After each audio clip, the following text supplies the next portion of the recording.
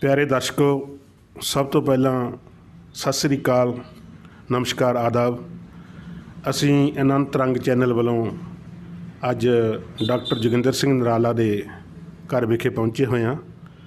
ਜਿਵੇਂ ਕਿ ਤੁਹਾਨੂੰ ਪਹਿਲਾਂ ਵੀ ਪਤਾ ਹੈ ਕਿ ਸ਼ਹਿਰ ਬਰਨਾਲਾ ਦੇ ਜਿਹੜੇ ਪ੍ਰਬੁੱਧ ਸਾਹਿਤਕਾਰ ਨੇ, ਅਸੀਂ ਉਹਨਾਂ ਨਾਲ ਜਿਹੜਾ ਗੱਲਬਾਤ ਦਾ ਸਿਲਸਿਲਾ ਸ਼ੁਰੂ ਕੀਤਾ ਹੋਇਆ ਹੈ। ਸਭ ਤੋਂ ਪਹਿਲਾਂ ਨਰਾਲਾ ਸਾਹਿਬ, ਤੁਹਾਨੂੰ ਸਤਿ ਸ੍ਰੀ ਅਕਾਲ ਜੀ। ਧੰਨਵਾਦ ਜੀ, ਸ਼ੁਕਰੀਆ। ਨਰਾਲਾ ਸਾਹਿਬ, ਸਭ ਤੋਂ ਪਹਿਲਾਂ ਤਾਂ ਤੁਸੀਂ ਸਾਨੂੰ ਆਪਣੇ ਬਚਪਨ ਬਾਰੇ, ਆਪਣੇ ਪਰਿਵਾਰ ਬਾਰੇ ਸੰਖੇਪ ਦੇ ਵਿੱਚ ਜਾਣਕਾਰੀ ਦਿਓ। ਜਿੱਥੋਂ ਤੱਕ ਬਚਪਨ ਦੀ ਗੱਲ ਹੈ ਸੰਘੇੜਾ ਸਾਹਿਬ, ਬਚਪਨ ਮੇਰਾ ਕੋਈ ਬਹੁਤਾ ਚੰਗਾ ਨਹੀਂ ਸੀ। ਵੱਡਾ ਟੱਬਰ ਸੀਗਾ, ਅਸੀਂ 6 ਭਰਾ ਅਤੇ 1 ਭੈਣ, 2 ਭੈਣਾਂ, ਇੱਕ ਦੀ ਡੈਥ ਹੋ ਗਈ ਸੀਗੀ। ਮਤਲਬ ਵੱਡਾ ਟੱਬਰ ਸੀਗਾ। ਮਾਤਾ ਜੀ ਸਾਡੇ ਬੜੇ ਸਾਧੂ ਵਿਰਤੀ ਦੇ ਸੀ ਅਤੇ ਸਾਡੇ ਪਿਤਾ ਜੀ ਬਹੁਤੇ ਚੰਗੇ ਪਿਤਾ ਨਹੀਂ ਸਾਬਤ ਹੋਏ। ਉਹਨਾਂ ਨੇ ਕੋਈ ਕੰਮ ਨਹੀਂ ਕੀਤਾ। ਕਦੇ ਕਦੇ ਲੁਹਾਰਾ ਕੰਮ ਕਰਦੇ ਸੀ, ਬਾਲਟੀਆਂ ਬੁਲਟੀਆਂ ਬਣਾਉਣੀਆਂ, ਲੇਕਿਨ ਆਪਣੀ ਮਨਮਰਜ਼ੀ ਨਾਲ ਜਿਹੜੀ ਵੀ ਆਮਦਨ ਹੁੰਦੀ ਉਹਦੀ ਸ਼ਰਾਬ ਪੀ ਜਾਂਦੇ। ਇਕੱਲਾ ਪੁੱਤ ਹੋਣ ਕਰਕੇ ਅਤੇ ਉਹਨਾਂ ਨੇ ਆਪਣੀ ਮਨਮਰਜ਼ੀਆਂ ਕੀਤੀਆਂ। ਇਸ ਕਰਕੇ ਬਚਪਨ ਬਾਰੇ ਕੋਈ ਬਹੁਤੀ ਵਧੀਆ ਗੱਲ ਨਹੀਂ। ਜਿਵੇਂ ਕਹਿੰਦੇ ਹੁੰਦੇ ਕਿ ਵੀ ਉਹ ਸਿਲਵਰ ਦਾ ਸਪੂਨ ਚਮਚਾ ਲੈ ਕੇ ਪੈਦਾ ਹੋਏ ਮੂੰਹ 'ਚ, ਇਸ ਤਰ੍ਹਾਂ ਨਹੀਂ ਜੀ। ਮਤਲਬ ਬੜੀ ਗਰੀਬੀ ਦੇ ਤੌਰ 'ਤੇ ਬੜੀ ਅਣਹੋਇਆਂ ਦੇ ਵਰਗਾ ਬਚਪਨ ਜਿਹੜਾ ਸੀਗਾ ਉਹ ਸੀ। ਤੁਸੀਂ ਨਰਾਲਾ ਸਾਹਿਬ ਆਪਣੀ ਮੁੱਢਲੀ ਜਿਹੜੀ ਸਿੱਖਿਆ ਵਿੱਦਿਆ ਉਹ ਕਿੱਥੋਂ ਗ੍ਰਹਿਣ ਕੀਤੀ? ਤੁਸੀਂ ਬਰਨਾਲੇ, ਪਹਿਲਾਂ ਜੱਦੀ ਤੁਹਾਡਾ ਜਨਮ ਬਰਨਾਲੇ ਹੋਇਆ ਜਾਂ ਕੋਈ ਪਿੰਡ ਸੀ ਵਗੈਰਾ ਸੀ? ਜਨਮ ਤਾਂ ਮੇਰਾ ਬਰਨਾਲੇ ਵਿੱਚ ਹੀ ਹੋਇਆ ਅਤੇ ਸਿੱਖਿਆ ਜਿਹੜੀ ਹੈਗੀ, ਸਕੂਲੀ ਸਿੱਖਿਆ ਮੈਂ ਪ੍ਰਾਈਵੇਟ ਅਦਾਰਿਆਂ 'ਚ ਵੀ ਲਈ। ਆਰੀਆ ਸਕੂਲ ਦੇ ਵਿੱਚ ਮੁੱਢ ਦੇ ਵਿੱਚ ਪ੍ਰਾਇਮਰੀ ਤੱਕ ਅਸੀਂ ਆਰੀਆ ਸਕੂਲ ਦੇ ਵਿੱਚ ਪੜ੍ਹੇ। ਉਸ ਤੋਂ ਬਾਅਦ SD ਸਕੂਲ ਦੇ ਵਿੱਚ ਪੜ੍ਹੇ। ਇਸੇ ਤਰ੍ਹਾਂ ਹੀ ਸਾਰੀ ਸਿੱਖਿਆ ਜਿਹੜੀ ਸੀਗੀ ਉਹ ਪ੍ਰਾਈਵੇਟ ਅਦਾਰਿਆਂ ਦੇ ਵਿੱਚ ਹੀ। ਮੈਂ ਸਰਕਾਰੀ ਸਕੂਲ ਦੇ ਵਿੱਚ ਨਹੀਂ ਗਿਆ ਕਦੇ ਵੀ, ਲੇਕਿਨ ਉੱਥੇ ਜਿਹੜੀ ਪੜ੍ਹਾਈ ਸੀਗੀ ਉਹ ਬੜੀ ਸਖਤ ਸੀ। ਡੰਡਾ ਮਾਰ, ਜਿਵੇਂ ਕਹਿੰਦੇ ਹੁੰਦੇ, ਡੰਡਾ ਮਾਰ ਪੜ੍ਹਾਈ ਉਸ ਤਰ੍ਹਾਂ ਦੀ ਪ੍ਰਾਈਵੇਟ ਸਕੂਲਾਂ 'ਚ ਸੀ। ਮੇਰੇ ਖਿਆਲ 'ਚ ਉਦੋਂ ਕੁਛ ਅੰਗਰੇਜ਼ਾਂ ਦਾ ਵੀ ਪ੍ਰਭਾਵ ਸੀਗਾ ਕਿ ਜਿਹੜਾ ਬੱਚਾ ਹੈਗਾ ਉਹ ਹੁਕਮ ਅਜ਼ੂਲੀ ਕਰਕੇ ਰੱਬ ਦੀ ਆਇਆ ਹੋਇਆ, ਇਸ ਕਰਕੇ ਉਹ ਬੱਚੇ ਨੂੰ ਬੜਾ ਤੰਗ ਕੀਤਾ ਜਾਂਦਾ ਸੀ। ਅਤੇ ਪ੍ਰਾਈਵੇਟ ਦੇ ਵਿੱਚ ਜਿਹੜੇ ਅਧਿਆਪਕ ਸੀਗੇ ਉਹ ਕੋਈ ਸਿੱਖਿਅਤ ਤਾਂ ਹੈ ਨਹੀਂ ਸੀਗੇ, ਕਿਸੇ ਤਰ੍ਹਾਂ ਦਾ ਟ੍ਰੇਡ ਤਾਂ ਹੈ ਨਹੀਂ ਸੀਗੇ। ਕੋਈ 10ਵੀਂ ਪਾਸ ਸੀ। ਮੇਰੇ ਯਾਦ ਹੈ ਕਿ SD ਸਕੂਲ ਦੇ ਵਿੱਚ ਜਦੋਂ ਇੱਕ ਮਾਸਟਰ ਰੱਖਣਾ ਸੀਗਾ, ਉਹਦੇ ਵਿੱਚ ਇੱਕ ਸਾਡੇ ਸੇਠ ਜੀ ਸੀਗੇ ਜਿਹੜੇ ਕਿ ਮੈਨੇਜਮੈਂਟ ਦੇ ਪ੍ਰਧਾਨ ਸੀਗੇ। ਉਹਨਾਂ ਨੇ ਕਿਹਾ ਵੀ ਕਿੰਨੇ ਮਾਸਟਰ ਨੂੰ ਕਿੰਨੀਆਂ ਜਮਾਤਾਂ ਪੜ੍ਹਿਆ ਹੋਣਾ ਚਾਹੀਦਾ ਹੈ?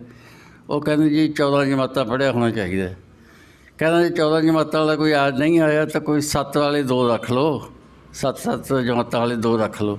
ਇਹੋ ਜਿਹੀ ਉਹਨਾਂ ਦੀ ਮੈਨੇਜਮੈਂਟ ਦੀ ਸੀਗੀ ਸਾਡੀ। ਨਰਾਲਾ ਸਾਹਿਬ, ਤੁਸੀਂ ਐਜੂਕੇਸ਼ਨ ਪ੍ਰਾਪਤ ਕਰਕੇ ਮੇਰਾ ਖਿਆਲ ਹੈ ਵੀ ਬਹੁਤ ਡਿਪਾਰਟਮੈਂਟਾਂ ਦੇ ਵਿੱਚ ਕੰਮ ਕੀਤਾ। ਤੁਸੀਂ ਉਹ ਸਾਨੂੰ ਤਰਤੀਬ ਵਾਰ ਦੱਸੋ, ਕਿਸ ਤਰ੍ਹਾਂ ਕਿਵੇਂ? ਐਜੂਕੇਸ਼ਨ ਦੇ ਤੌਰ 'ਤੇ ਮੇਰੀ ਜਿਹੜੀ ਐਜੂਕੇਸ਼ਨ ਹੈ ਬੜੀ ਟੁੱਟਵੀਂ ਐਜੂਕੇਸ਼ਨ ਰਹੀ ਹੈ। ਹਮੇਸ਼ਾ ਉਹਦੀ ਕਦੇ ਦਾਖਲਾ ਲੈ ਲਿਆ, ਕਦੇ ਛੱਡਤਾ, ਕਦੇ ਕਿਵੇਂ। ਅਤੇ ਇਸ ਤਰ੍ਹਾਂ ਜਿਹੜਾ ਹੈ ਮੈਂ ਕਿਵੇਂ ਨਾ ਕਿਵੇਂ ਮਤਲਬ PhD ਤੱਕ ਸਿੱਖਿਆ ਮੈਂ ਪ੍ਰਾਪਤ ਕੀਤੀ, ਲੇਕਿਨ ਬੜੀ ਟੁੱਟਵੇਂ ਤੌਰ 'ਤੇ। ਮੈਂ ਜਿੱਥੋਂ ਤੱਕ ਮਹਿਕਮਿਆਂ ਦਾ ਸਵਾਲ ਹੈ, ਮੇਰੇ ਯਾਦ ਹੈ ਜਿਵੇਂ ਮੈਂ ਪਹਿਲਾਂ ਗੱਲ ਕੀਤੀ ਹੈ ਕਿ ਬਚਪਨ ਬੜਾ ਮਾੜਾ ਸੀਗਾ। ਅਸੀਂ ਸਟੇਸ਼ਨ ਦੇ ਉੱਤੇ ਖੜ੍ਹੇ ਸੀਗੇ, ਹੋਰ ਵੀ ਮੁੰਡੇ ਸੀਗੇ। ਇੱਕ ਸਵਾਰੀ ਆਈ ਅਤੇ ਉਸਨੇ ਮੈਨੂੰ ਕਿਹਾ ਵੀ ਚੱਲ ਤੂੰ ਕੁਲੀ ਦੇ ਤੌਰ 'ਤੇ ਆ, ਮੇਰਾ ਟਰੰਕ ਛੱਡ ਕੇ ਆ। ਮਤਲਬ ਇਸ ਤਰ੍ਹਾਂ ਦੀ ਸਥਿਤੀ ਸਾਡੀ ਸੀਗੀ, ਕਿਉਂਕਿ ਬੱਚੇ 6 ਭਰਾ ਸੀਗੇ, ਸਭ ਆਪਣੇ ਉਸ ਤਰ੍ਹਾਂ ਸੀ। ਇਸ ਤਰ੍ਹਾਂ ਮੈਂ ਬਚਪਨ ਦੇ ਵਿੱਚ ਹੀ ਇਹ ਧਾਰ ਲਿਆ ਸੀ ਕਿ ਮੈਂ ਛੇਤੀ ਤੋਂ ਛੇਤੀ ਪੜ੍ਹ ਜਾਵਾਂ। ਜੇ ਨਹੀਂ ਪੜ੍ਹੇ ਜਾਵਾਂ ਤਾਂ ਮੈਂ ਛੇਤੀ ਤੋਂ ਛੇਤੀ ਨੌਕਰੀ ਕਰਾਂ। ਸਭ ਤੋਂ ਪਹਿਲਾਂ ਨੌਕਰੀ ਜਿਹੜੀ ਮੇਰੀ ਸੀਗੀ ਉਹ ਤਹਿਸੀਲਦਾਰ ਦੇ ਦਫ਼ਤਰ ਦੇ ਵਿੱਚ ਇੱਕ ਕਲਰਕ ਦੇ ਤੌਰ 'ਤੇ ਸੀ। ਉਹ ਉਸ ਵੇਲੇ ਤਕਾਵੀ ਦਾ ਸੀਜ਼ਨ ਚੱਲਦਾ ਸੀਗਾ। ਉਹ ਅਸੀਂ ਦੇਖਿਆ ਕਿ ਜੱਟਾਂ ਨੇ ਕਰਜ਼ਾ ਲਿਆ ਹੁੰਦਾ ਸੀਗਾ, ਤਕਾਵੀ ਉਸ ਨੂੰ ਕਹਿੰਦੇ ਸੀਗੇ, ਅਤੇ ਜਿਹੜੇ ਕਿਸ਼ਤ ਨਹੀਂ ਮੋੜਦੇ ਸੀਗੇ ਉਹਨੂੰ ਉਹ ਜੱਟਾਂ ਨੂੰ ਇਕੱਠੇ ਕਰਕੇ ਲੈ ਕੇ ਆਉਂਦੇ ਉੱਥੇ ਪੁਰਾਣੀ ਤਹਿਸੀਲ ਬਰਨਾਲੇ ਦੇ ਵਿੱਚ, ਅਤੇ ਵੱਖਰੀ ਤਰ੍ਹਾਂ ਦੇ ਉਹਨਾਂ ਨੂੰ ਤਸੀਹੇ ਦਿੱਤੇ ਜਾਂਦੇ, ਜੇਲ੍ਹ ਭੇਜਿਆ ਜਾਂਦਾ ਜਾਂ ਕੁਛ ਹੋਰ ਭੇਜਿਆ ਜਾਂਦਾ। ਇਸੇ ਤਰ੍ਹਾਂ ਹੀ ਮੈਂ ਸਕੂਲ ਦੇ ਵਿੱਚ ਮਾਸਟਰੀ ਵੀ ਕੀਤੀ। ਉਹ ਐਸਡੀ ਸਕੂਲ ਦੇ ਵਿੱਚ ਮੈਂ ਗਿਆਨੀਆਂ ਤੋਂ ਪਾਸ ਕਰ ਲਈ ਸੀਗੀ ਕਿ ਪ੍ਰਾਈਵੇਟ ਦੇ ਤੌਰ 'ਤੇ ਮੈਂ BA ਕਰਾਂਗਾ, ਲੇਕਿਨ ਉੱਥੇ ਮੈਨੂੰ ਆਪਣੇ ਨਾਲੋਂ ਵੱਡੀ ਉਮਰ ਦੇ ਬੱਚਿਆਂ ਨੂੰ ਵੀ ਪੜ੍ਹਾਉਣਾ ਪਿਆ। JBT ਦੇ ਬੱਚਿਆਂ ਨੂੰ ਮੈਂ ਪੜ੍ਹਾਇਆ। ਉਹ ਮੈਂ ਦੇਖਿਆ ਕਿ ਅਧਿਆਪਨ ਦੇ ਵਿੱਚ ਉਮਰ ਦਾ ਜਿਹੜਾ ਗੈਪ ਹੋਣਾ ਬੜਾ ਜ਼ਰੂਰੀ ਹੈ, ਕਿਉਂਕਿ ਤੁਹਾਡਾ ਉਮਰ ਤੋਂ ਬਗੈਰ ਪ੍ਰਭਾਵ ਨਹੀਂ ਪੈਂਦਾ। ਇਸ ਕਰਕੇ ਕਈ ਵਿਦਿਆਰਥੀ ਅਜਿਹੇ ਵੀ ਸੀਗੇ ਜਿਹੜੇ ਕਿ ਮੇਰੇ ਨਾਲ ਸਕੂਲ ਦੇ ਵਿੱਚ ਪੜ੍ਹਦੇ ਸੀਗੇ, ਕਾਲਜ ਦੇ ਵਿੱਚ ਵੀ ਪੜ੍ਹਦੇ ਰਹੇ ਹੈ, ਅਤੇ ਉੱਥੇ ਮੈਂ ਜਦੋਂ ਮਾਸਟਰ ਬਣ ਕੇ ਗਿਆ ਤਾਂ ਮੇਰਾ ਕੋਈ ਪ੍ਰਭਾਵ ਚੰਗਾ ਨਹੀਂ ਪਿਆ। ਅਤੇ ਉਸ ਵੇਲੇ ਮਹੀਨੇ ਦੇ 50 ਰੁਪਈਏ ਸਾਨੂੰ ਦਿੱਤੇ ਜਾਂਦੇ ਸੀਗੇ। ਇਸ ਤਰ੍ਹਾਂ ਦੀ ਜ਼ਿੰਦਗੀ ਜਿਹੜੀ ਹੈਗੀ ਉਹ ਗੁਜ਼ਾਰੀ। ਉਸ ਤੋਂ ਬਾਅਦ ਮੈਂ ਜੇ ਗੱਲ ਕਰਾਂ ਤਾਂ ਮੈਂ ਫੂਡ ਸਪਲਾਈ ਦੇ ਵਿੱਚ ਸਬ ਇੰਸਪੈਕਟਰ ਦੇ ਤੌਰ 'ਤੇ ਭਰਤੀ ਹੋਇਆ, ਅਤੇ ਉਹ ਸਵੱਦੀ ਪਿੰਡ ਹੈ ਅਤੇ ਲੁਧਿਆਣੇ ਜ਼ਿਲ੍ਹੇ ਦਾ, ਉੱਥੇ ਸਭ ਤੋਂ ਪਹਿਲਾਂ ਮੇਰੀ ਪੋਸਟਿੰਗ ਹੋਈ। ਉੱਥੇ ਮੈਨੂੰ ਕਿਹਾ ਗਿਆ ਵੀ ਤੁਸੀਂ ਆਓ ਚਾਹੇ ਨਾ ਆਓ, 10 ਪੈਸੇ ਜਿਹੜੇ ਬੋਰੀ ਦੇ ਤੁਹਾਨੂੰ ਮਿਲ ਜਾਇਆ ਕਰਦੇ ਘਰੇ ਬੈਠੇ ਹੀ। ਇੰਸਪੈਕਟਰ ਸਾਡਾ ਸੀਗਾ, ਅਤੇ ਮੈਨੂੰ ਉਹ ਗੱਲ ਜਿਹੜੀਆਂ ਮਹਿਕਮਾ ਜਚਿਆ ਨਹੀਂ, ਇਸ ਕਰਕੇ ਮੈਂ ਉੱਥੇ ਅਸਤੀਫਾ ਦਿੱਤਾ। ਮੈਨੂੰ ਬਲਕਿ ਉਸੇ ਟਾਈਮ ਬਿਜਲੀ ਬੋਰਡ ਦੇ ਵਿੱਚ ਅੱਪਰ ਡਿਵੀਜ਼ਨ ਕਲਰਕ ਦੀ ਨੌਕਰੀ ਮਿਲੀ, ਅਤੇ ਮੈਨੂੰ ਉੱਥੇ ਉਸਨੇ ਕਿਹਾ, ਕਲਰਕ ਨੇ, ਵੀ ਤੂੰ ਇਹ ਮਹਿਕਮਾ ਬਹੁਤ ਵਧੀਆ ਹੈ, ਇਹ ਛੱਡ ਕੇ ਨਾ ਜਾ, ਇਹ ਤਾਂ ਤੂੰ ਛੇਤੀ DFSO ਵਗੈਰਾ ਬਣ ਜਾਏਗਾ, ਬਹੁਤ ਤੇਰਾ ਕਿ ਫੌਜ ਦੇ ਵਿੱਚ ਵੀ ਤੇਰਾ ਐਕਸਪੀਰੀਅੰਸ ਹੈਗਾ, ਫੌਜੀ ਕੋਟੇ ਦੇ ਵਿੱਚੋਂ ਤੂੰ ਆਇਆ ਹੋਇਆ, ਇਸ ਕਰਕੇ ਮੈਂ ਕਿਹਾ ਵੀ ਮੈਨੂੰ ਤਾਂ ਮਹਿਕਮਾ ਹੀ ਪਸੰਦ ਨਹੀਂ ਹੈ। ਉਸ ਤੋਂ ਬਾਅਦ ਮੈਂ 6 ਸਾਲ ਜਿਹੜਾ ਸੀਗਾ ਲਗਾਤਾਰ ਪੰਜਾਬ ਰਾਜ ਬਿਜਲੀ ਬੋਰਡ ਦੇ ਵਿੱਚ ਉੱਚ ਸ਼੍ਰੇਣੀ ਕਲਰਕ ਦੇ ਤੌਰ 'ਤੇ ਆਪਣੇ ਕੰਮ ਕਰਦਾ ਰਿਹਾ। ਉਹਦੇ ਵਿੱਚ ਲਾਲਚ ਇਹ ਸੀਗਾ ਕਿ ਮੈਂ ਲੋਕਲ ਹੀ ਰਿਹਾ, ਤਕਰੀਬਨ ਬਰਨਾਲਾ, ਤਪਾ, ਸ਼ਹਿਣਾ, ਭਦੌੜ, ਇਸ ਕਰਕੇ ਮੈਂ ਪਤਾ ਹੀ ਨਹੀਂ ਲੱਗਿਆ। ਲੇਕਿਨ ਮੇਰੇ ਮਨ ਦੇ ਵਿੱਚ ਇਹ ਸੀਗਾ ਕਿ ਮੈਂ ਟੀਚਰ ਬਣਾ। ਜੇ ਬਿਜਲੀ ਬੋਰਡ ਦੇ ਵਿੱਚ 1978 ਦੇ ਵਿੱਚ ਭੱਜ ਕੇ ਮੈਂ ਮਤਲਬ ਕਿ ਉੱਥੇ ਚਲਿਆ ਗਿਆ, ਸਟੇਟ ਕਾਲਜ ਆਫ ਐਜੂਕੇਸ਼ਨ ਪਟਿਆਲੇ, ਅਤੇ ਮੇਰੇ ਨੰਬਰ ਤਾਂ ਚੰਗੇ ਸੀਗੇ ਹਮੇਸ਼ਾ। ਉਹਨਾਂ ਨੇ ਦੇਖ ਕੇ ਮੈਨੂੰ ਅਤੇ ਐਡਮਿਸ਼ਨ ਦੇ ਦਿੱਤੀ। ਉੱਥੇ ਮੈਂ 1978 ਦੇ ਵਿੱਚ B.Ed ਵੀ ਕੀਤੀ, ਫਸਟ ਡਿਵੀਜ਼ਨ ਦੇ ਵਿੱਚ ਵੀ B.Ed ਹੁੰਦੀ ਸੀ ਉਦੋਂ, ਅਤੇ 6 ਮਹੀਨੇ ਮੈਂ ਰਿਹਾ। ਉਸ ਤੋਂ ਬਾਅਦ ਮੇਰੀ ਸਿਲੈਕਸ਼ਨ ਜਿਹੜੀ ਸੀਗੀ, ਜਦੋਂ ਮੈਂ ਬਿਜਲੀ ਬੋਰਡ ਦੇ ਵਾਪਸ ਬਿਜਲੀ ਬੋਰਡ ਜੁਆਇਨ ਕੀਤਾ, ਉਹ ਕਾਫੀ ਇੱਕ ਸੰਘਰਸ਼ ਭਰਾ ਜੀਵਨ ਸੀਗਾ। ਮੈਨੂੰ ਜੁਆਇਨ ਨਹੀਂ ਕਰਾਉਂਦੇ ਸੀਗੇ, ਚਲੋ ਸਿਫਾਰਿਸ਼ਾਂ ਨਾਲ ਮੈਂ ਜੁਆਇਨ ਕੀਤਾ। ਲੇਕਿਨ ਮੈਂ ਜਦੋਂ B.Ed ਦਾ ਰਿਜ਼ਲਟ ਆਇਆ, ਉਸ ਤੋਂ ਬਾਅਦ ਲੇਕਿਨ ਟੀਚਰਾਂ ਦੀਆਂ ਨੌਕਰੀਆਂ ਨਹੀਂ ਨਿਕਲੀਆਂ। ਮੈਂ 1-2 ਵਾਰੀ ਇੰਟਰਵਿਊ ਵੀ ਦਿੱਤੀ, SD ਸਕੂਲ ਦੇ ਵਿੱਚ ਵੀ ਇੰਟਰਵਿਊ ਦਿੱਤੀ, ਆਰੀਆ ਸਕੂਲ ਦੇ ਵਿੱਚ ਵੀ ਇੰਟਰਵਿਊ ਦਿੱਤੀ, ਲੇਕਿਨ ਉੱਥੇ ਮੈਂ ਦੇਖਿਆ ਕਿ ਪਹਿਲਾਂ ਹੀ ਬੰਦੇ ਰੱਖੇ ਹੁੰਦੇ ਸੀਗੇ। SD ਕਾਲਜ ਦੇ ਵਿੱਚ ਕਿਹਾ, ਮੈਂ ਉੱਥੇ ਮੈਨੇਜਰ ਨੂੰ ਮਿਲਿਆ, ਸ਼ਿਵਦਰਸ਼ਨ ਨੂੰ। ਉਹ ਕਹਿੰਦਾ ਵੀ ਇਹ ਤਾਂ ਪੋਸਟ ਪਹਿਲਾਂ ਹੀ ਸਾਡੀ ਭਰੀ ਹੋਈ ਹੈ, ਸਾਡਾ ਇੱਕ ਮੁੰਡਾ ਹੈਗਾ, ਅਸੀਂ ਉਸ ਨੂੰ ਰੱਖਣਾ ਹੈ, ਅਤੇ ਇਸ ਕਰਕੇ ਉਹ ਚੰਗਾ ਹੋਇਆ ਵੈਸੇ, ਕਿਉਂਕਿ ਉਹਦੀ 1980 ਦੇ ਵਿੱਚ ਹੀ ਮੈਂ ਪੰਜਾਬ ਰਾਜ ਬਿਜਲੀ ਬੋਰਡ ਦੇ ਪੰਜਾਬ ਐਗਰੀਕਲਚਰ ਯੂਨੀਵਰਸਿਟੀ ਦੇ ਵਿੱਚ ਸਿਲੈਕਟ ਹੋ ਗਿਆ। ਉਹ ਵੀ ਨੌਕਰੀ ਬਿਲਕੁਲ ਪਿਓਰਲੀ ਪਾਰਟ ਟਾਈਮ, ਟੈਂਪਰੇਰੀ ਅਤੇ ਕੰਸੋਲੀਡੇਟਡ ਪੇ ਦੇ ਉੱਤੇ ਸੀਗੀ। ਮੈਨੂੰ ਉੱਥੋਂ ਵੀ ਲੋਕਾਂ ਨੇ ਕਿਹਾ ਵੀ ਤੂੰ ਇਹ ਨੌਕਰੀ ਪਰਮਾਨੈਂਟ ਨੌਕਰੀ ਕਿਉਂ ਛੱਡ ਕੇ ਜਾ ਰਹੇ, 6 ਸਾਲ ਦੀ ਤੇਰੀ ਸਰਵਿਸ ਹੋ ਗਈ, ਤੂੰ ਮਤਲਬ ਕਿ ਇੱਕ ਟੈਂਪਰੇਰੀ ਨੌਕਰੀ ਜਾ ਰਹੇ ਹੈ। ਲੇਕਿਨ ਮੈਂ ਫਿਰ ਵੀ ਆਪਣਾ ਰਿਸਕ ਲਿਆ ਅਤੇ ਮੈਂ ਚਲੇ ਗਿਆ। ਉਹ ਚੰਗਾ ਹੀ ਹੋਇਆ। ਉੱਥੇ ਜਾ ਕੇ ਮੈਂ ਕੌਣੀ ਕਾਲਜ ਹੈ, ਕੁੜੀਆਂ ਦਾ ਕਾਲਜ ਹੈ, ਐਗਰੀਕਲਚਰ ਯੂਨੀਵਰਸਿਟੀ ਦਾ ਕਾਲਜ ਸੀ, ਉੱਥੇ ਮੈਂ 22 ਸਾਲ ਸਰਵਿਸ ਕੀਤੀ। ਅਤੇ ਉਹ ਬਲਕਿ ਮੈਂ 22 ਸਾਲ ਤੋਂ ਬਾਅਦ ਸਾਡੇ ਖੇਮ ਸਿੰਘ ਗਿੱਲ ਵਾਈਸ ਚਾਂਸਲਰ ਸੀ, ਮੈਨੂੰ ਉਹਨੇ ਕਿਹਾ ਵੀ ਮੇਰੀ ਹੁਣ ਬਦਲੀ ਕਰ ਦਿਓ। ਉਹ ਕਹਿੰਦੇ ਵੀ ਜੇ ਅਸੀਂ ਬਦਲੀ ਤੇਰੀ ਕਰਤੀ, ਸਾਡਾ ਤਾਂ ਕਾਲਜ ਹੀ ਬੰਦ ਹੋ ਜੂ। ਉਹਨਾਂ ਨੇ ਸਾਹਿਬ ਨਹੀਂ ਕਿਹਾ, ਕਿਉਂਕਿ ਮੇਰੇ ਕੋਲ 2 ਸਬਜੈਕਟ ਸੀ, ਇੰਗਲਿਸ਼ ਦਾ ਅਤੇ ਪੰਜਾਬੀ ਦਾ। ਇਸ ਕਰਕੇ ਵਿਦਿਆਰਥੀਆਂ ਨਾਲ ਮੇਰੀ ਬਹੁਤ ਚੰਗੀ ਬਣਦੀ ਸੀ। ਲੇਕਿਨ ਜਦੋਂ ਮੈਂ ਗਿਆ ਉੱਥੇ ਜੁਆਇਨ ਕੀਤਾ, ਉਹਦੀ ਇੱਕ ਆਪਣੀ ਕਹਾਣੀ ਹੈ। ਉੱਥੇ ਪਹਿਲਾਂ ਇੱਕ ਕੁੜੀ ਰਮਾ ਰਤਨ ਲੱਗੀ ਹੋਈ ਸੀਗੀ ਪ੍ਰੋਫੈਸਰ ਦੇ ਤੌਰ 'ਤੇ, ਲੇਕਿਨ ਉਹ ਵੀ ਟੈਂਪਰੇਰੀ ਸੀ। ਲੇਕਿਨ ਉਹ ਇਕੱਲੀ ਪੰਜਾਬੀ ਦੀ MA ਸੀ। ਇਹ ਜਿਹੜੀ ਪੋਸਟ ਸੀਗੀ ਇੱਕ ਵੱਖਰੀ ਤਰ੍ਹਾਂ ਦੀ ਪੋਸਟ ਸੀ। ਇਕੱਲੀ ਮੇਰੀ ਪੋਸਟ ਹੈ ਪੰਜਾਬ ਐਗਰੀਕਲਚਰ ਯੂਨੀਵਰਸਿਟੀ 'ਚ, ਜਿਹੜੀ ਕਿ ਲੈਂਗੁਏਜ ਦੀ ਪੋਸਟ ਸੀਗੀ, ਡਬਲ MA ਦੀ ਪੋਸਟ ਸੀ, ਅਤੇ ਚੰਗੇ ਨੰਬਰਾਂ ਵਾਲੇ ਨੂੰ ਹੀ ਰੱਖਿਆ ਜਾਂਦਾ ਹੁੰਦਾ ਸੀਗਾ। ਇਸ ਕਰਕੇ ਮੈਂ ਰਿਸਕ ਲਿਆ ਅਤੇ ਲੇਕਿਨ ਉੱਥੇ ਜਾ ਕੇ ਮੈਂ ਆਪਣੀ ਸੇਵਾ ਚੰਗੀ ਕੀਤੀ, ਜਿਵੇਂ ਸਿਸਟਮ ਸੀਗਾ ਉਸ ਤਰ੍ਹਾਂ ਅਨੁਸਾਰ ਚੱਲਿਆ। ਨਰਾਲਾ ਸਾਹਿਬ, ਮੇਰਾ ਖਿਆਲ ਤੁਸੀਂ ਇੱਕ ਛੱਡ ਕੇ ਮਿਲਟਰੀ ਵਿੱਚ ਵੀ ਤੁਸੀਂ ਰਹੇ ਹੋ, ਉਹ ਕਿਵੇਂ ਸਬੱਬ ਬਣਿਆ? ਹਾਲਾਂਕਿ ਸ਼ਹਿਰੀ ਬੰਦੇ ਦਾ ਮਿਲਟਰੀ ਚਲਾ ਜਾਣਾ, ਪੇਂਡੂ ਬੰਦੇ ਦਾ ਤਾਂ ਹੁੰਦਾ ਸੀ ਕਿ ਪਹਿਲਾਂ ਆਮ ਕਰਕੇ ਫੌਜ ਵਿੱਚ ਭਰਤੀ ਹੋ ਜਾਂਦੇ ਸੀ, ਤੁਹਾਡਾ ਕਿਵੇਂ ਉੱਥੇ ਸਬੱਬ ਬਣ ਗਿਆ? ਫੌਜ ਦੀ ਗੱਲ ਹੈ, ਫੌਜ ਦਾ ਇੱਕ ਵੱਖਰਾ ਵਿਸਥਾਰ ਗੱਲ ਮੈਂ ਤਾਂ ਖਤਮ ਕਰਤੀ, ਵਿੱਚ ਮੈਂ ਇਸ਼ਾਰਾ ਤਾਂ ਕੀਤਾ ਵੀ ਫੌਜ ਦਾ ਮੇਰੇ ਐਕਸਪੀਰੀਅੰਸ ਸੀਗਾ, ਅਤੇ ਮੈਂ ਉਹ ਫੌਜੀ ਕੋਠੇ ਦੇ ਵਿੱਚੋਂ sub inspector food supply select ਹੋਇਆ। ਅਸਲ ਵਿੱਚ ਗੱਲ ਹੈ ਕਿ 1963 ਦੇ ਵਿੱਚ ਮੇਰੇ ਯਾਦ ਹੈ, ਪੂਰੀ ਤਰ੍ਹਾਂ ਯਾਦ ਹੈ ਕਿ 9 ਜੁਲਾਈ 1963 ਨੂੰ ਮੈਂ ਭਰਤੀ ਹੋਇਆ। ਜਿਵੇਂ ਮੈਂ ਪਹਿਲਾਂ ਦੱਸਿਆ ਕਿ ਛੇਤੀ ਕੰਮ ਕਰਨ ਦੀ ਮੇਰੀ ਭਾਵਨਾ ਸੀ। ਉਸ ਵੇਲੇ ਐਮਰਜੈਂਸੀ ਡਿਕਲੇਅਰ ਹੋਈ ਵੀ ਸੀ। 1962 ਦੇ ਵਿੱਚ ਚਾਈਨਾ ਨੇ ਹਮਲਾ ਕੀਤਾ ਸੀ। 1963 ਦੇ ਵਿੱਚ 9 ਜੁਲਾਈ ਨੂੰ ਮੈਂ ਭਰਤੀ ਹੋਇਆ ਸੰਗਰੂਰ। ਉਹਦੇ ਨਾਲ ਹੋਰ ਵੀ ਬਰਨਾਲੇ ਦੇ ਬੰਦੇ ਸੀਗੇ, ਦੋਸਤ ਸੀਗੇ ਮੇਰੇ। ਹਾਲਾਂਕਿ ਮੈਂ ਅੰਡਰ ਏਜ ਸੀਗਾ, ਮੇਰੀ ਉਮਰ 18 ਸਾਲ ਦੀ ਹਜੇ ਹੋਈ ਨਹੀਂ ਸੀ, 17.5 ਸਾਲ ਦੀ ਸੀ। ਲੇਕਿਨ ਉਹ ਐਮਰਜੈਂਸੀ ਦੀ ਭਰਤੀ ਸੀ, ਕਿਸੇ ਨੇ ਦੇਖਿਆ ਨਹੀਂ, ਬਲਕਿ ਹੌਲਦਾਰ ਜਿਹਨੇ ਸਾਨੂੰ ਭਰਤੀ ਕੀਤਾ ਸੀਗਾ ਲਾਈਨ 'ਚ ਲੱਗਿਆ ਹੋਇਆ ਸੀਗਾ। ਉਹ ਕਹਿੰਦਾ ਕੋਈ ਗੱਲ ਨਹੀਂ, ਹੌਲੀ ਹੌਲੀ ਜਦੋਂ ਟ੍ਰੇਨਿੰਗ ਕਰਨ ਤਾਂ ਇਹ 18 ਸਾਲ ਦਾ ਹੋ ਜਾਊਗਾ, ਜੇ 17 ਸਾਲ ਦਾ ਨਹੀਂ ਹੋਊਗਾ, ਲੜਾਈ ਦੇ ਵਿੱਚ ਜੰਗ ਦੇ ਵਿੱਚ ਇੱਕ ਗੋਲੀ ਦਾ ਠੰਡੀ ਕਰੂਗਾ। ਸਾਰੇ ਹੱਸ ਪਏ। ਚਲੋ ਮੈਂ ਇੱਕ ਵਾਰੀ ਸਾਨੂੰ ਭਰਤੀ ਕਰਕੇ ਅਤੇ ਉੱਥੇ ਜਬਲਪੁਰ ਮੈਨੂੰ ਭੇਜਤਾ। ਸਿਗਨਲ ਦੇ ਵਿੱਚ ਵਾਇਰਲੈਸ ਆਪਰੇਟਰ ਦੇ ਤੌਰ 'ਤੇ ਮੇਰੀ ਭਰਤੀ ਹੋਈ। ਉਹ ਅਸੀਂ ਪੂਰੀ ਟ੍ਰੇਨਿੰਗ ਕੀਤੀ। ਲੇਕਿਨ ਉੱਥੇ ਮੈਂ ਕਿਉਂਕਿ ਮੈਂ ਮਾਰਚੂਰਾ ਸੀਗਾ, ਮੇਰੀ ਕੋਈ ਸਿਹਤ ਚੰਗੀ ਨਹੀਂ ਸੀਗੀ। ਐਮਰਜੈਂਸੀ ਦੀ ਭਰਤੀ ਦੇ ਵਿੱਚ ਉਹਨਾਂ ਕਾਲਾਂ ਸਾਰੇ ਕਬੂਲ ਸੀਗੇ।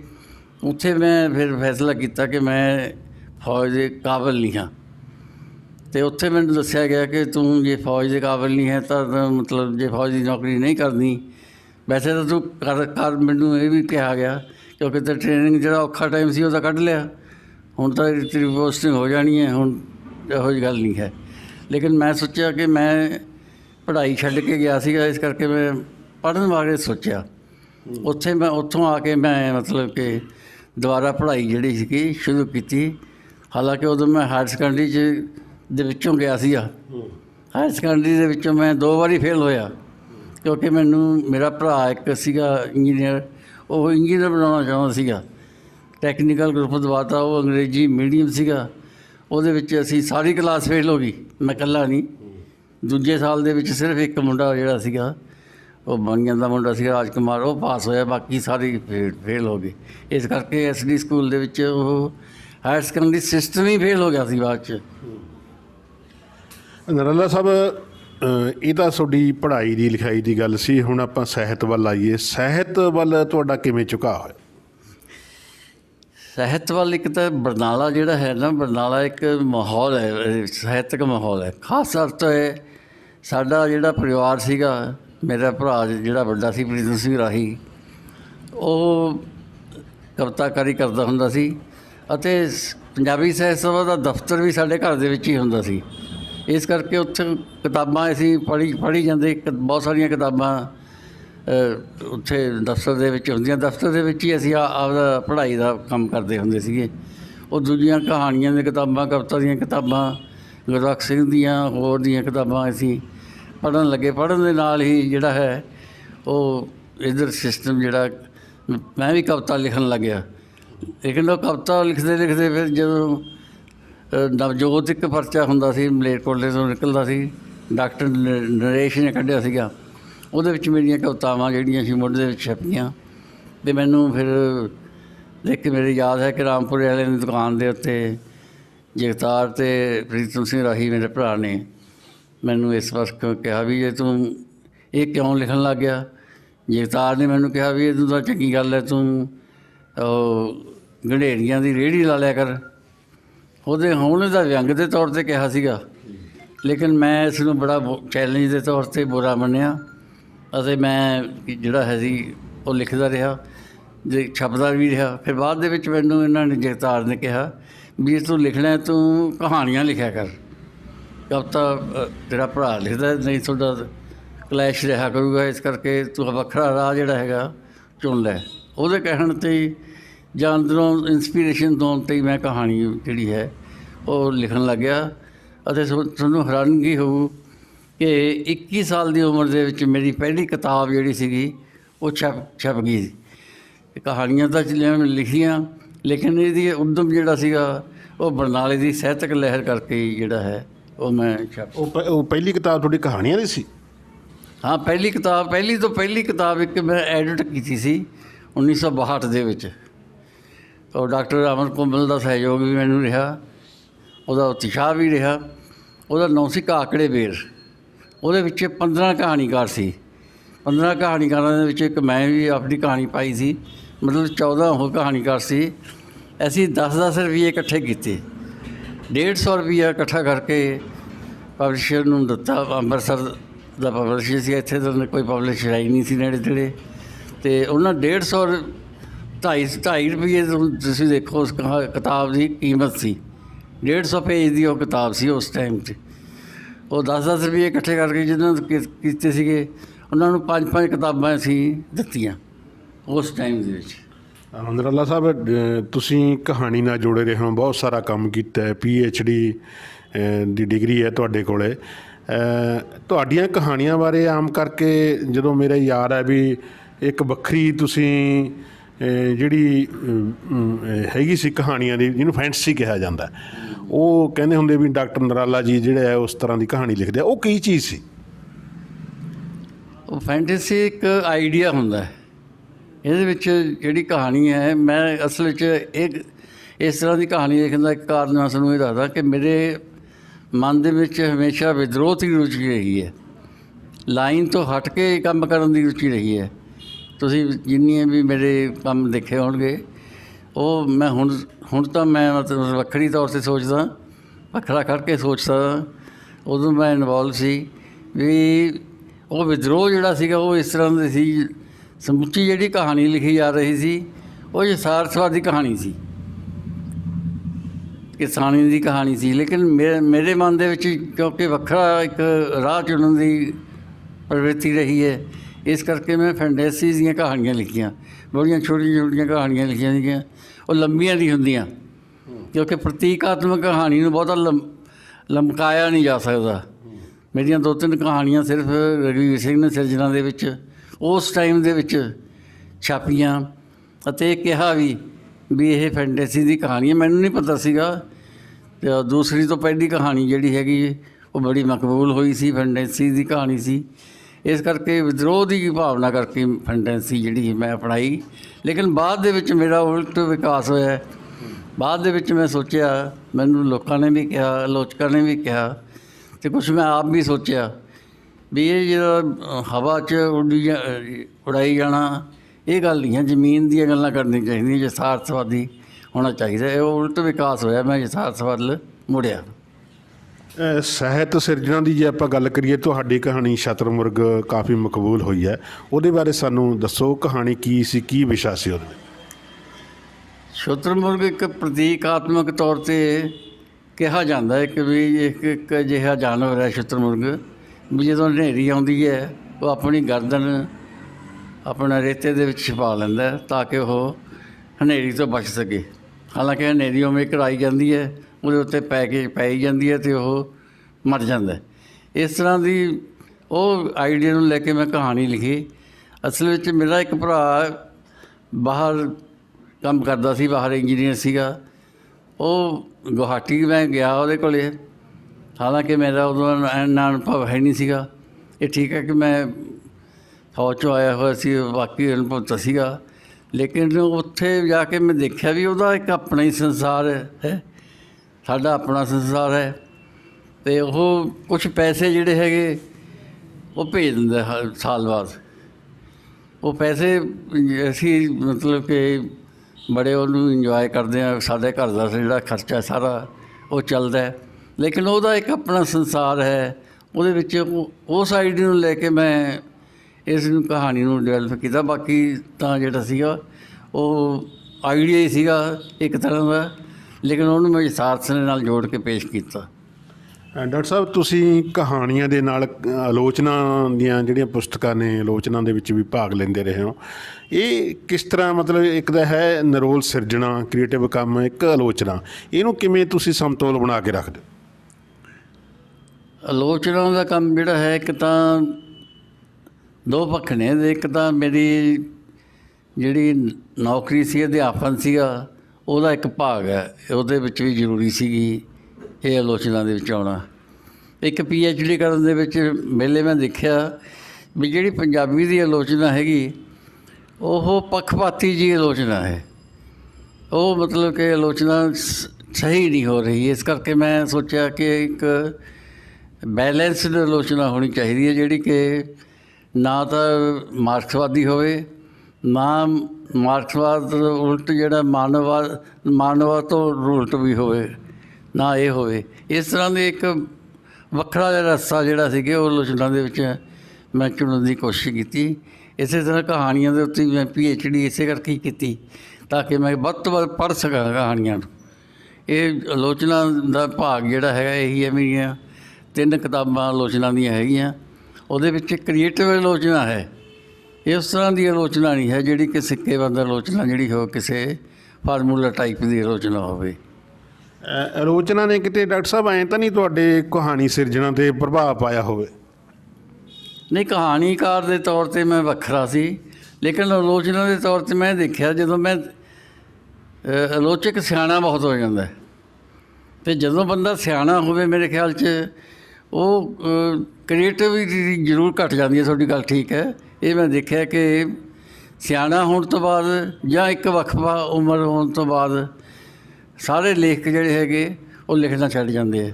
ਦੇਖੋ, ਪ੍ਰੇਮ ਪ੍ਰਕਾਸ਼ ਛੱਡ ਗਿਆ, ਕਹਾਣੀ ਨਹੀਂ ਲਿਖ ਸਕਦਾ। ਮੈਂ ਉਹਨੂੰ ਮਿਲਦਾ ਰਹਿਣਾ। ਉਹ ਜਿਹੜੀਆਂ ਕਹਾਣੀਆਂ ਸੀ, ਡੈਡਲਾਈਨ ਵਗੈਰਾ, ਮੁਕਤੀ ਵਗੈਰਾ, ਉਸ ਟਾਈਮ ਲਿਖ ਗਿਆ। ਜੇ ਉਹਨੂੰ ਹੁਣ ਕਹੀਏ ਵੀ ਉਹੋ ਜਿਹੀ ਕਹਾਣੀ ਲਿਖ, ਉਹੋ ਜਿਹੀ ਕਹਾਣੀ ਨਹੀਂ ਲਿਖ ਸਕਦਾ। ਇਸ ਤਰ੍ਹਾਂ ਹੀ ਰਿਆਮ ਸੰਧੂ ਹੈ। ਹੁਣ ਇੱਧਰਲੀਆਂ ਉੱਧਰਲੀਆਂ ਗੱਲਾਂ ਤਾਂ ਉਹ ਜ਼ਰੂਰ ਮਾਰੀ ਜਾਂਦੇ ਨੇ, ਲੇਕਿਨ ਕਹਾਣੀ ਜਿਹੜੀ ਹੈ ਉਹ ਮੇਰੇ ਖਿਆਲ 'ਚ ਇੱਕ ਮੌਸਮ ਹੀ ਹੁੰਦਾ ਜਦੋਂ ਕਿ ਤੁਸੀਂ ਵਧੀਆ ਜਾਂ ਚੰਗੀ ਕਹਾਣੀ ਜਿਹੜੀ ਹੈ ਉਹ ਲਿਖ ਸਕਦੇ ਹੋ। ਜਿਹੜਾ ਤੁਸੀਂ ਦੱਸਿਆ ਕਿ ਮੌਸਮ ਹੁੰਦਾ ਜਾਂ ਬਦਲਾਅ ਆ ਜਾਂਦਾ, ਕੋਈ ਇਸ ਤਰ੍ਹਾਂ ਦਾ ਇਹ ਤਾਂ ਨਹੀਂ ਹੈ ਕਿ ਟੈਕਨੋਲੋਜੀ ਦਾ ਯੁੱਗ ਹੈ ਅੱਜ ਕੱਲ੍ਹ, ਜਾਂ ਅਸੀਂ ਉਹਦੇ ਨਾਲ ਵਰਮੇਚ ਨਹੀਂ ਕਰ ਰਹੇ? ਨਹੀਂ, ਇਹ ਕੋਈ ਗੱਲ ਨਹੀਂ ਹੈਗੀ। ਮੇਰੀਆਂ ਕਹਾਣੀਆਂ ਜਿਹੜੀਆਂ ਨੇ, ਜਿਹੜੀ ਪਿੱਛੇ ਜਿਹੀ ਕਿਤਾਬ ਮੇਰੀ ਛਪੀ ਹੈ ਜ਼ਿੰਦਗੀ ਦਾ ਦਰਿਆ, ਉਹਨੂੰ ਪੜ੍ਹ ਕੇ ਆਪਣੇ ਰਜਨੀਸ਼ ਬਾਦਲ ਨੇ ਕਿਹਾ ਸੀ ਵੀ ਨਿਰਾਲਾ ਦੀਆਂ ਜਿਹੜੀਆਂ ਇਹ ਕਹਾਣੀਆਂ ਨੇ ਇਹ ਇੱਕ ਪੁੱਲ ਹੈ। ਜੇ ਇਹ ਜਿਹੜਾ ਨਵਾਂ ਯਥਾਰਥ ਹੈ ਉਹਨੂੰ ਸਮਝਣ ਵਾਸਤੇ ਇਹ ਤੁਸੀਂ ਨਹੀਂ ਸਮਝ ਸਕਦੇ ਜਿੰਨਾ ਚਿਰ ਤੁਸੀਂ ਇਹ ਕਹਾਣੀਆਂ ਨੂੰ ਨਾ ਪੜ੍ਹੋ। ਅਤੇ ਉਹ ਇੱਕ ਵੱਖਰੀ ਤਰ੍ਹਾਂ ਦਾ ਉਹਦਾ ਅਨੁਭਵ ਸੀਗਾ। ਲੇਕਿਨ ਉਹ ਕਹਾਣੀਆਂ ਮੈਂ ਨਵੇਂ ਅਨੁਭਵ ਵਾਲੀਆਂ ਵੀ ਲਿਖੀਆਂ ਨੇ, ਇਹੋ ਜਿਹੀ ਕੋਈ ਗੱਲ ਨਹੀਂ ਹੈ। ਲੇਕਿਨ ਇਹ ਸਮਾਂ ਜਿਹੜਾ ਹੈ ਉਹ ਜ਼ਰੂਰ ਹੈ, ਟੈਕਨੋਲੋਜੀ ਦਾ ਕੋਈ ਉਹ ਅਸਰ ਨਹੀਂ ਪੈਂਦਾ। ਅਸੀਂ ਮੇਰੇ ਖਿਆਲ ਦੇ ਵਿੱਚ ਜਿਹੜੇ ਤੀਜੀ ਪੀੜ੍ਹੀ ਦੇ ਕਹਾਣੀਕਾਰ ਦੇ ਜੇ ਹੁਣ ਲਿਖਣ ਜਾਂ ਜਿਹੜੇ ਲਿਖਦੇ ਹੈ ਉਹ ਵਧੀਆ ਲਿਖ ਸਕਦੇ ਹੈ, ਕਿਉਂਕਿ ਉਹਨਾਂ ਨੇ ਜਾਗੀਰਦਾਰੀ ਯੁੱਗ ਵੀ ਹੰਢਾਇਆ ਅਤੇ ਪੂੰਜੀਵਾਦ ਦਾ ਚੜ੍ਹਾਈ ਵੀ ਦੇਖੀ ਹੈ, ਅਤੇ ਪੂੰਜੀਵਾਦ ਦਾ ਉਤਰਾਅ ਵੀ ਦੇਖਿਆ। ਅਤੇ ਇਹ ਸਾਰੀਆਂ ਚੀਜ਼ਾਂ ਜਿਹੜੀਆਂ ਹਨ ਮੇਰੇ ਖਿਆਲ 'ਚ ਉਹ ਉਹਨਾਂ ਦੀ ਸਹਾਇਤਾ ਹੀ ਕਰੂਗਾ। ਉਹ ਹੈਗੀ ਗੱਲ। ਡਾਕਟਰ ਸਾਹਿਬ, ਤੁਸੀਂ ਸਿਰਜਣਾ ਵੀ ਕਰਦੇ ਹੋ, ਆਲੋਚਨਾ ਵੀ ਕਰਦੇ ਹੋ। ਅੱਜ ਕੱਲ੍ਹ ਦੀ ਜਿਹੜੀ ਆਲੋਚਨਾ ਅਤੇ ਕਹਾਣੀ ਬਾਰੇ ਜਿਹੜੇ ਅੱਜ ਲਿਖੀ ਜਾ ਰਹੀ ਹੈ, ਨਵੇਂ ਮੁੰਡੇ ਲਿਖ ਰਹੇ ਨੇ, ਉਹਦੇ ਬਾਰੇ ਕੀ ਕਹਿਣਾ?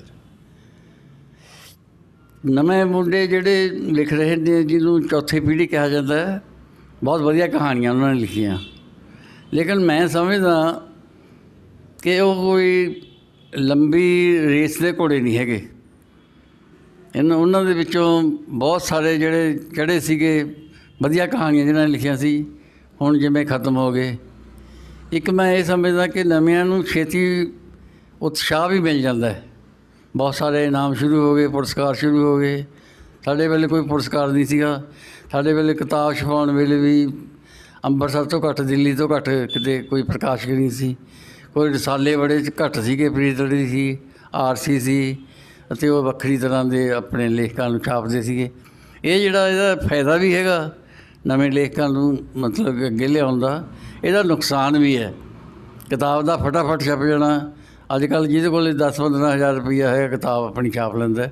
ਮੇਰੇ ਕੋਲ ਬਹੁਤ ਕਿਤਾਬਾਂ ਆਉਂਦੀਆਂ ਨੇ ਪਰਚੇ ਕਰਕੇ, ਅਤੇ ਉਹ ਮੈਂ ਦੇਖਦਾ ਕਿ ਉਹਦੀ ਕਿਸੇ ਕਹਾਣੀ ਜਾਂ ਕਵਿਤਾ ਕਿਸੇ ਮੈਗਜ਼ੀਨ ਤਾਂ ਛਪੀ ਨਹੀਂ ਹੁੰਦੀ, ਪਹਿਲਾਂ ਆ ਕੇ ਉਹ ਕਿਤਾਬ ਲਿਆ ਕੇ ਦੇ ਦਿੰਦਾ, ਜੀ ਆਹ ਫੜੋ ਮੇਰੀ ਕਿਤਾਬ। ਇਸ ਕਰਕੇ ਇਹਦਾ ਫਾਇਦਾ ਵੀ ਹੈ, ਇਹਦਾ ਨੁਕਸਾਨ ਵੀ ਹੋ ਰਿਹਾ। ਅੱਜ ਕੱਲ੍ਹ ਦੀ ਆਲੋਚਨਾ ਬਾਰੇ ਤੁਸੀਂ ਕੀ ਕਹੋ? ਅੱਜ ਕੱਲ੍ਹ ਦੀ ਆਲੋਚਨਾ ਬਾਰੇ ਤਾਂ ਮੈਂ ਨਿਰਾਸ਼ਾਵਾਦੀ ਹਾਂ, ਕਿਉਂਕਿ ਜਿਨ੍ਹਾਂ ਲੋਕਾਂ ਨੇ ਆਪਣਾ ਸੰਤ ਸਿੰਘ ਸੇਖੋਂ, ਅਤਰ ਸਿੰਘ, ਰਵਿੰਦਰ ਰਵੀ, ਇਹਨਾਂ ਦੀ ਆਲੋਚਨਾ ਪੜ੍ਹੀ ਹੈ, ਉਹ ਅੱਜ ਕੱਲ੍ਹ ਦੇ ਜਿਹੜੇ ਆਲੋਚਕ ਨੇ ਉਹਨਾਂ ਦੀ ਜਦੋਂ ਆਲੋਚਨਾ ਪੜ੍ਹਦੇ ਹੈ ਤਾਂ ਹਾਸੀ ਆਉਂਦੀ ਹੈ। ਬੜੇ ਬੜੇ ਹੁਣ ਅਤਰ ਸਿੰਘ ਦੀ ਪੰਜਾਬ ਯੂਨੀਵਰਸਿਟੀ ਦੇ ਵਿੱਚ ਕਿੰਨਾ ਸਤਿਕਾਰ ਸੀ, ਕਿੰਨਾ ਉਹ ਸੀ, ਅਤੇ ਉਹਦੀ ਕਿਤਾਬ ਸਮਦਰਸ਼ਨ ਕਿੰਨੀ ਪੜ੍ਹੀ ਗਈ। ਅਤੇ ਉਸ ਤਰ੍ਹਾਂ ਸੰਤ ਸਿੰਘ ਸੇਖੋਂ ਦੀ ਆਲੋਚਨਾ, ਡਾਕਟਰ ਰਵੀ ਦੀ ਆਲੋਚਨਾ, ਇਹ ਜਿਹੜੇ ਸਾਡੇ ਮਾਡਲ ਸੀਗੇ। ਲੇਕਿਨ ਅੱਜ ਕੱਲ੍ਹ ਜਿਹੜੀ ਤਰੱਕੀਆਂ ਹੋਈ ਜਾਂਦੀਆਂ ਨੇ, ਪ੍ਰਮੋਸ਼ਨਾਂ ਹੋਈ ਜਾਂਦੀਆਂ ਨੇ, ਅਤੇ PhDਆਂ ਬਹੁਤ ਹੋਣ ਲੱਗ ਗਈਆਂ। ਇਸ ਕਰਕੇ ਆਲੋਚਨਾ ਦਾ ਜਿਹੜਾ ਹਾਲ ਕੋਈ ਬਹੁਤਾ ਚੰਗਾ ਨਹੀਂ ਹੈਗਾ, ਕਿਉਂਕਿ ਮਾਰਕਸਵਾਦੀ ਜਿੰਨਾ ਜਿਹੜਾ ਆਲੋਚਨਾ ਰਹੀ ਹੈ, ਉਸ ਤੋਂ ਬਾਅਦ ਸਾਡੀ ਆਲੋਚਨਾ ਨੂੰ ਕੋਈ ਰਾਹ ਨਹੀਂ ਹੈ ਮਿਲਿਆ। ਡਾਕਟਰ ਸਾਹਿਬ, ਤੁਸੀਂ ਸੰਪਾਦਕ ਵੀ ਹੋ, ਮਹਾਂਦਰਾ ਮੈਗਜ਼ੀਨ ਕੱਢਦੇ ਹੋ ਤ੍ਰੈਮਾਸਿਕ, ਇਹਦੇ ਵਿੱਚ ਬੜੀਆਂ ਤੁਹਾਨੂੰ ਅਨੁਭਵ ਹੁੰਦੇ ਹੋਣਗੇ, ਨਵੀਆਂ ਰਚਨਾਵਾਂ ਆਉਂਦੀਆਂ ਨੇ। ਇਹ ਕਿਵੇਂ ਤੁਸੀਂ ਮਤਲਬ ਨਾਲ ਸਿਰਜਣਾ ਦੇ ਨਾਲ ਨਾਲ ਜਿਹੜਾ ਹੈ ਮਹਾਂਦਰੇ ਦਾ ਜਿਹੜਾ ਕੰਮ ਕਰਦੇ ਹੋ, ਉਹ ਕਿਸ ਤਰ੍ਹਾਂ ਕਰਦੇ? ਦੇਖੋ, ਰਜਿੰਦਰ ਯਾਦਵ ਹਿੰਦੀ ਦੇ ਬਹੁਤ ਅੱਛੇ ਰਾਈਟਰ ਹੋਏ ਨੇ। ਉਹਨਾਂ ਨੇ ਕਿਹਾ ਸੀ ਕਿ ਕਹਾਣੀ ਕਵਿਤਾ ਲਿਖਣਾ ਕੋਈ ਜ਼ਰੂਰੀ ਨਹੀਂ ਹੈ। ਜੇ ਤੁਸੀਂ ਇਹ ਗੱਲ ਨਹੀਂ ਕਰ ਸਕਦੇ ਤਾਂ ਕੁਛ ਹੋਰ ਵੀ ਕਰ ਸਕਦੇ ਹੋ। ਤੁਸੀਂ ਚੰਗੀ ਅਨੁਵਾਦ ਕਰੋ, ਤੁਸੀਂ ਕੋਈ ਸੰਪਾਦਨ ਦਾ ਕੰਮ ਕਰ ਲਓ, ਤੁਸੀਂ ਕੋਈ ਪਰਚਾ ਕੱਢੋ, ਮਤਲਬ ਸਾਹਿਤ ਦੇ ਨਾਲ ਤੁਸੀਂ ਜੁੜੇ ਰਹੋ। ਇਸ ਤਰ੍ਹਾਂ ਮੈਂ ਦੇਖਦਾ ਕਿ ਜਿੱਥੋਂ ਤੱਕ ਰਚਨਾਵਾਂ ਦਾ ਸਵਾਲ ਹੈ, ਰਚਨਾਵਾਂ ਵੀ ਕੋਈ ਬਹੁਤੀਆਂ ਉੱਚ ਪੱਧਰ ਦੀਆਂ ਨਹੀਂ ਆ ਰਹੀਆਂ, ਕਿਉਂਕਿ ਜਿਹੜੇ ਨਵੇਂ ਲੇਖਕ ਲਿਖ ਰਹੇ ਹੈ ਉਹ ਛੇਤੀ ਉਹਨਾਂ ਦੀ ਛਪਣ ਦੀ ਚਾਹਲ ਹੈ। ਜੇ ਮਹਾਂਦਰਾ ਨਹੀਂ ਛਾਪੂਗਾ ਤਾਂ ਉਹ ਕਿਸੇ ਹੋਰ ਪਰਚੇ 'ਚ ਭੇਜ ਦੇਣਗੇ। ਇਸ ਕਰਕੇ ਮੈਟਰ ਦੀ ਬੜੀ ਸਮੱਸਿਆ ਆਉਂਦੀ ਹੈ, ਚੰਗੇ ਮੈਟਰ ਦੀ। ਇਹ ਨਹੀਂ ਹੈ ਕਿ ਕਹਾਣੀਆਂ ਕਵਿਤਾਵਾਂ ਆਉਂਦੀਆਂ ਨਹੀਂ, ਢੇਰ ਕਵਿਤਾਵਾਂ ਆਉਂਦੀਆਂ ਨੇ, ਲੇਕਿਨ ਉਹਨਾਂ ਦੇ ਵਿੱਚੋਂ ਚੰਗਾ ਛਾਂਟਣਾ, ਉਹਦੇ ਵਿੱਚੋਂ ਦੇਖਣਾ, ਅਤੇ ਲੇਕਿਨ ਉਹਦੇ ਵਿੱਚ ਕਿਉਂਕਿ ਮੈਟਰ ਦਾ ਕਹਾਣੀ ਦੇ ਪਰਚਾ ਤਾਂ ਕੱਢਣਾ ਹੀ ਹੁੰਦਾ। ਸਾਡਾ ਪਰਚਾ ਲੇਟ ਹੋਣ ਦਾ ਮੇਨ ਕਾਰਨ ਇਹ ਹੈ ਕਿ ਸਾਨੂੰ ਚੰਗੇ ਜਿਹੜਾ ਮੈਟਰ ਹੈ ਉਹ ਨਹੀਂ ਮਿਲ ਰਿਹਾ। ਜਿਹੜੇ ਲੇਖ ਚੰਗੇ ਹੈ, ਜੇ ਉਹਨਾਂ ਨੂੰ ਕਹੀਦਾ ਹਾਂਜੀ ਮੈਂ ਦੇਊਂਗਾ ਲਿਖ ਕੇ, ਵਾਰ-ਵਾਰ ਉਹਨਾਂ ਦੀ ਮਿੰਨਤਾਂ ਕਰੀ ਜਾਓ, ਇਹ ਜਿਹੜਾ ਹੈਗਾ ਸਿਸਟਮ ਇਹ ਗਲਤ ਹੈ। ਜੇ ਕਿਸੇ ਲੇਖ ਨੂੰ ਕਹਿਤਾ ਜਾਂ ਉਹ ਆਪਣੇ ਆਪ ਹੀ ਉਹਨੂੰ ਲਿਖ ਕੇ ਦੇਣਾ ਚਾਹੀਦਾ। ਇਹ ਨਹੀਂ ਕਿ ਵਾਰੀ-ਵਾਰੀ ਨੂੰ ਫੋਨ ਕਰੀ ਜਾਓ। ਇਹ ਮੇਰੀ ਆਦਤ ਵੀ ਨਹੀਂ ਹੈ। ਫਿਰ ਅਸੀਂ ਲੇਟ ਕਰਦੇ ਹਾਂ। ਠੀਕ ਹੈ ਡਾਕਟਰ ਸਾਹਿਬ, ਤੁਸੀਂ ਲਿਖਾਰੀ ਸਭਾ ਨਾਲ ਜੁੜੇ ਹੋਏ ਹੋ ਬਹੁਤ ਲੰਬੇ ਸਮੇਂ ਤੋਂ। ਬਰਨਾਲੇ ਜਿਹੜਾ ਹੈ, ਕਿਹਾ ਜਾਂਦਾ ਕਿ ਜਦੋਂ ਬਰਨਾਲੇ ਪੰਜਾਬੀ ਸਾਹਿਤ ਸਭਾ ਦਾ ਜਨਮ ਹੋਇਆ, ਪੰਜਾਬ ਦੇ ਵਿੱਚ ਬਹੁਤ ਘੱਟ ਸਭਾਵਾਂ ਸੀ। ਇਹ ਲਿਖਾਰੀ ਸਭਾ ਦਾ ਸਾਨੂੰ ਇਹਦੇ ਬਾਰੇ ਸਾਨੂੰ ਥੋੜ੍ਹੀ ਜਾਣਕਾਰੀ ਦਿਓ।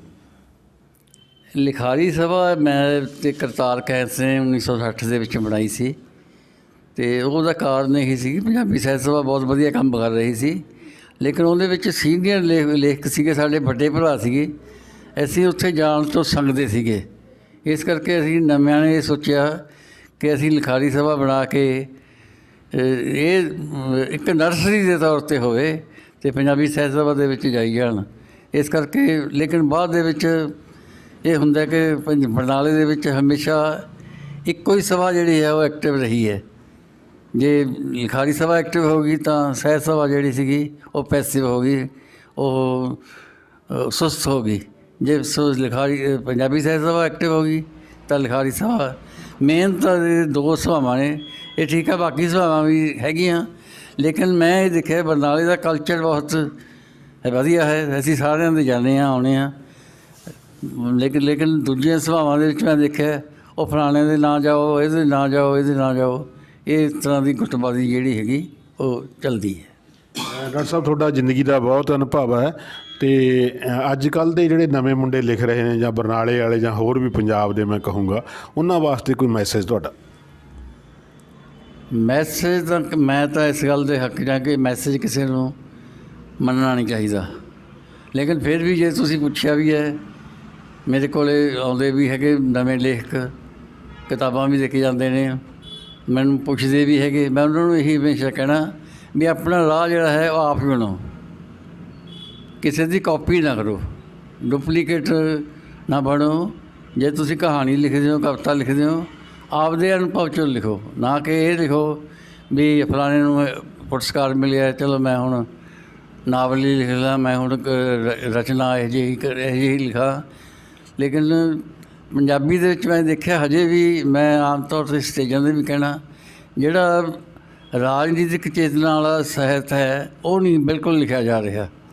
ਸਾਡੇ ਲੋਕ ਐਕਟਿਵ ਤਾਂ ਹੈਗੇ, ਸਭਾਵਾਂ ਵੀ ਕੰਮ ਕਰ ਰਹੀਆਂ ਨੇ, ਲੇਕਿਨ ਕੋਈ ਅਜਿਹਾ ਨਾਵਲ, ਕੋਈ ਅਜਿਹੀ ਕਹਾਣੀ ਜਿਹੜੀ ਕਿ ਮੌਜੂਦਾ ਸਿਸਟਮ ਦੇ ਉੱਤੇ ਵਾਰ ਕਰਦੀ ਹੋਵੇ ਜਾਂ ਸਿਆਸੀ ਪ੍ਰਬੰਧ ਦੇ ਉੱਤੇ ਬਾਰੇ ਲਿਖਿਆ ਹੋਵੇ, ਉਹ ਜਿਹਾ ਨਹੀਂ। ਹਿੰਦੀ ਦੇ ਵਿੱਚ ਬਹੁਤ ਨਾਵਲ ਇਹੋ ਜਿਹੇ ਹੈਗੇ, ਕਹਾਣੀਆਂ ਵੀ ਹੈਗੀਆਂ। ਇਹ ਜਿਹੜਾ ਹੈ ਇਹ ਪੰਜਾਬੀ ਸਾਹਿਤ ਦਾ ਦੁਖਾਂਤ ਹੈ। ਸੋ ਪਿਆਰੇ ਦਰਸ਼ਕੋ, ਅੱਜ ਆਪਾਂ ਡਾਕਟਰ ਜੋਗਿੰਦਰ ਸਿੰਘ ਨਰਾਲਾ ਜੀ ਨਾਲ ਗੱਲਬਾਤ ਕੀਤੀ ਹੈ। ਕਦੇ ਮੌਕਾ ਮਿਲਿਆ ਫਿਰ ਵੀ ਗੱਲਾਂ ਬਾਤਾਂ ਕਰਾਂਗੇ। ਤੁਹਾਡਾ ਅਤੇ ਡਾਕਟਰ ਨਰਾਲਾ ਜੀ, ਤੁਹਾਡਾ ਵੀ ਬਹੁਤ ਬਹੁਤ ਸ਼ੁਕਰੀਆ। ਬਹੁਤ ਬਹੁਤ ਧੰਨਵਾਦ ਜੀ, ਸ਼ੁਕਰੀਆ।